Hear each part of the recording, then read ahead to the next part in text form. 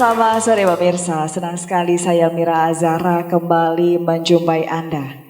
Pemirsa, dana bagi hasil cukai hasil tembakau DBH CHT diberikan kepada provinsi penghasil cukai atau tembakau yang akan digunakan untuk mendanai berbagai program. Bagaimanakah alokasi dan pemanfaatan DBH CHT di Kota Semarang? Kita akan bahas dalam Special Talk Show. Sudah hadir bersama kami Wali Kota Semarang, Bapak Hendrar Prihadi. Selamat sore, Pak Hendi. Selamat sore Mbak Mira, selamat sore semuanya ya. Baik, sore ini kita berbincang di Taman Balai Kota ya Pak, untuk memberikan sosialisasi kepada masyarakat. Siap. Kabar baik Pak, sehat selalu? Kabar baik, sehat, mudah-mudahan seluruh pemirsa yang nonton ini juga selalu diberi kesehatan. Amin, amin matur nuwun Pak Hendi. Dan juga hadir PLT Kepala Kantor Bea Cukai Semarang, Bapak M. Nasrul Fatah. Selamat sore Pak Nasrul. Selamat sore Mbak Mira. Terima kasih sudah hadir. Dan sore, baik, dan hadir juga dari Sekretariat DBHCHT Provinsi Jawa Tengah Ibu EN Erliana. Selamat sore Bu EN. Selamat sore Mbak Mira. Baik, terima kasih sudah hadir di Balai Kota dalam acara spesial talk show yang akan ditayangkan di TV-ku Semarang. Baik, saya ke Pak Nasrul dulu Pak. Mungkin boleh dijelaskan kepada pemirsa, apa sih DBHCHT itu? Monggo. Ya, terima kasih Mbak Mira. Mohon izin Pak Wali. DBHCHT ini kalau kita ambil dari singkatannya itu adalah dana bagi hasil cukai hasil tembakau. Jadi ada dua hasil ya, dana bagi hasil cukai hasil tembakau. Itu diatur di dalam Peraturan Menteri Keuangan nomor 215 KMK 07 tahun 2021 yang mana ini adalah amanat dari Undang-Undang tentang Cukai tahun nomor 39 tahun 2007. Jadi DBHCHT ini besarannya 2% dari pungutan cukai hasil tembakau yang berhasil ya cukai kumpulkan. Oke. 2%. Yang mana 2% ini nanti ditransfer kepada provinsi untuk kemudian dibagikan kepada kota dan kabupaten. Oke. Yang mana sudah diatur persentasenya, 30% itu untuk provinsi, Oke. 40% itu untuk kota dan kabupaten penghasil, kemudian 30% untuk kota yang lain. Baik, matur nuwun Pak Nasrul. Saya boleh bergeser ke Bu EN ya. Tadi sudah dijelaskan apa itu maknanya. Mohon dijelaskan juga berapa jumlahnya untuk Provinsi Jawa Tengah juga untuk Kota Semarang. Monggo Bu. Makasih Mbak Mira. Jadi DBHCHT untuk tahun 2022 ini Provinsi Jawa Tengah mendapatkan anggaran sebesar 879,9 miliar. Yang mana angka 879,9 miliar ini terbagi untuk pemerintah Provinsi Jawa Tengah sendiri sebesar 263,3 miliar. Kemudian sisanya 615 miliar ini dibagikan kepada 35 kabupaten kota yang ada di Jawa Tengah. Paling besar ada di Kabupaten Kudus Pak Wali. Oke, Itu Kabupaten Kudus. kurang lebih sekitar 174 miliar. Baik, Ya. baik. Kalau untuk Kota Semarang itu mendapatkan anggaran sebesar 9,7 miliar. Oh, alhamdulillah 9,7 miliar. Baik Pak Wali, 9,7 miliar. Kira-kira nanti akan digunakan untuk apa saja ini Pak? Kalau itu kan udah ada ketentuannya ya. Iya. Kalau menurut catatan saya itu ada di bidang kesehatan 40%, bidang keserannya 50%, dan bidang penegakan hukumnya 10%. Jadi gambarnya untuk kesehatan sekitar 3,9 miliar, untuk keserangan sekitar 4,8 miliar, dan untuk penegakan hukum sekitar 900 jutaan. Baik, baik. Untuk kesadaran masyarakat sendiri, kalau menurut Pak Hendi, apakah cukup aware masyarakat ini tentang DBHCHT Pak? Ya, kita memang terus selalu harus edukasi kepada masyarakat, terutama buat kawan-kawan yang hari ini masih jadi perokok ini ya kalau beli rokok ya harus yang bercukai, karena selain buat kenikmatan para perokok tersebut, mereka juga ada kontribusi pembangunan buat bangsa kita ini, dan hasilnya kan nanti juga bisa untuk membiayai kesehatan juga. Ya. Iya, baik. Pak Hedi sendiri merokok, Pak? Kadang-kadang, jadi pokoknya kadang-kadang. fleksibel. Enggak Baik. ngerokok bisa, disuruh ngerokok juga bisa. Baik, matur nuwun Pak Hedi. Dan selalu kalau ngerokok beli yang bercukai saja. Oh iya, baik. Itu menjadi role model ya untuk masyarakat Semarang, tentunya harus beli yang legal, yang bercukai. Nah, Pak, barang kena cukai itu apa saja sih Pak Nasrul? Sebenarnya di sini barang kena cukai itu ada 3 ya. Satu adalah hasil tembakau, itu rokok, yang mana di dalamnya termasuk vape ya. Sekarang anak-anak muda lagi ngetren itu Pak. Nggih. Ya. Iya, itu sudah ada cukainya juga. Kemudian etil alkohol dan juga minuman mengandung etil alkohol. Jadi kalau kita ke bar atau ke pub itu minum yang beralkohol, itu ya pilihlah yang sudah berpita cukai. Karena itu sudah membayar. Pak Nasrul mau minum juga Pak? Alhamdulillah enggak. Oh, alhamdulillah enggak. Baik. Bu EN, untuk fakta di lapangan seperti apa Bu untuk masyarakat Jawa Tengah ini? Apakah sudah paham tentang hal ini Bu? Tentang kesadaran untuk rokok legal ya. Ya. Untuk masyarakat Jawa Tengah ini alhamdulillah ya, walaupun belum semuanya ya, ini rata-rata sih sudah paham betul ya kalau memang rokok itu harus yang membeli harus yang legal ya, harus yang berpita cukai. Karena kita kan juga sering memberikan sosialisasi ya, sampai di kecamatan itu kita memberikan edukasi. Makanya saya rasa masyarakat ini kesini juga sudah semakin mengerti betul nih akan adanya ketika untuk membeli rokok itu harus yang ada cukainya. Dan ternyata di balik dari cukai ini ada anggaran yang ternyata kembali lagi nih ke masyarakat. Nah, makanya wah ini ya rugi nih kalau nggak beli rokok tanpa pita cukai yang legal. Baik, Pak Hendi, untuk kesadaran masyarakat Kota Semarang untuk membeli rokok yang legal, ini menurut pantauan Bapak sebagai wali kota seperti apa Pak?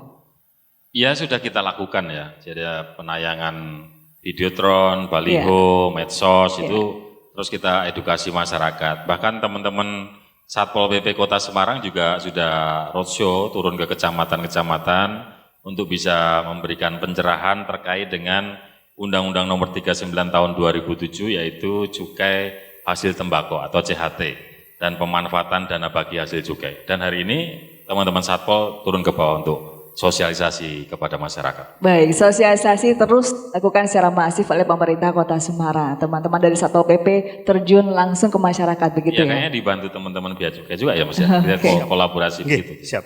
Baik, seperti apa kolaborasi dan sosialisasinya Pak? Jadi begini, memang alhamdulillah kebetulan kerjasama dengan pemerintah Kota Semarang itu sangat intensif Mbak. Terutama dengan Satpol PP-nya Bapak, mohon izin kalau kita turun ke lapangan itu melibatkan Satpol PP juga untuk operasi maupun untuk sosialisasi. Dan benar apa yang disampaikan Bapak Wali tadi, memang untuk Kota Semarang itu kesadarannya juga alhamdulillah relatif tinggi Pak. Kenapa? Karena dari hasil penegakan hukum kita, jadi giat penegakan itu kebetulan ada di kabupaten-kabupaten di luar Kota Semarang, Mbak. Bea Cukai Semarang itu membawai ada Kota Semarang, Kabupaten Semarang, ada Grobogan, ada Demak dan banyak. Itu secara masif kita lakukan penindakan. Bahkan belum lama Pak, tadi malam Pak. Ya tapi kebetulan Semarang ini menjadi lokasi penangkapannya sebenarnya. Jadi tadi malam ada mobil 2 yang kita kejar dan berhasil kita tangkap bawa rokok tanpa cukai. Kemudian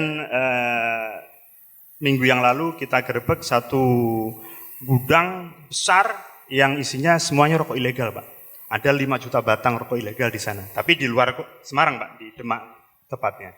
Jadi begitu. Baik, jadi baru anget-angetnya ya kemarin baru melakukan penangkapan. Masif. Baik, untuk sanksinya sendiri, apa sanksinya Pak Nasrul? Sanksinya ini di dalam Undang-Undang 39 tahun 2007 ini ada diatur di pasal 50, 54, 55, 56, 58. Jadi kalau sanksi pidananya, hukuman badannya itu 1 sampai dengan 5 tahun, itu untuk yang rokok polos dan salah peruntukan. Jadi di kami itu ada istilahnya salah peruntukan dan salah personalisasi, Mbak. Tapi kalau untuk yang lebih berat, yaitu ditemukan pita cukai bekas, kadang-kadang itu pita cukai bekas itu dijual lagi, Mbak. Dijual lagi untuk ditempelkan ke hasil rokok ini. Nah, ini masyarakat kan masih kalau awam tidak tahu ini pita cukai bekas atau tidak. Siap. Untuk lebih detailnya nanti kita akan bahas lagi. Tapi Siap. kita harus mendengarkan alunan musik dan lagu dulu ya dari Siap, teman-teman. siap. Silakan ARD Band. Kau hancurkan diriku bila kau tinggalkan aku. Kau dewiku.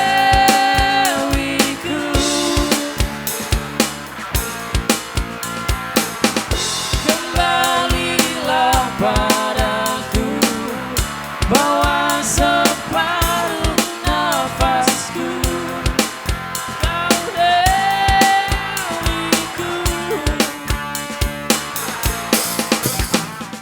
Ladies and gentlemen, please watch the ad video with the title Gaya Milenial Kok Rokoknya Ilegal.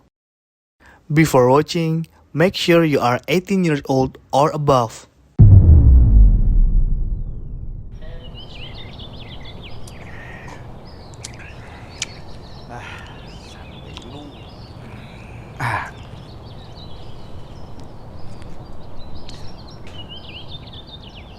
Waduh.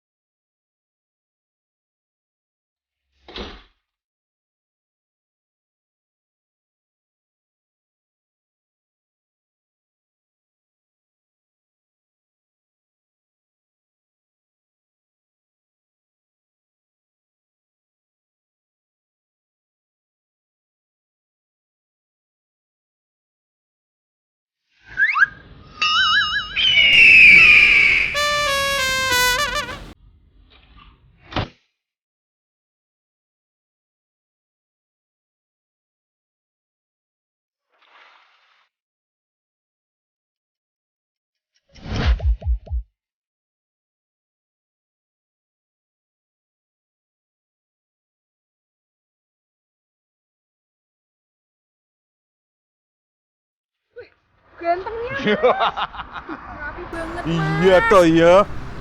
Wangi, Mas. Loh, kan mau pergi kencan sama adik Gina. Oh, lu Mas, bisa aja. Mas, terus kita gimana? Katanya mau nonton. Loh, ya jadi toh. Sebentar, saya tak ngecek jadwal filmnya dulu. Loh, Mas, itu apa Mas yang jatuh? Oh, ini rokokku, Dek. Bentar, Mas. Ini rokok apa, Mas? Kok nggak jelas toh, Mas? Ini ilegal toh, Mas? Ini rokok murah, makanya duitnya bisa tak buat ngajak nonton kamu. Ih, Mas Karo tuh gila nih, oh. Rokok ilegal kok dibeli. Asmo nggak sini nonton, nggak sini pergi. Loh, Dek, Dek gini ya, Dek.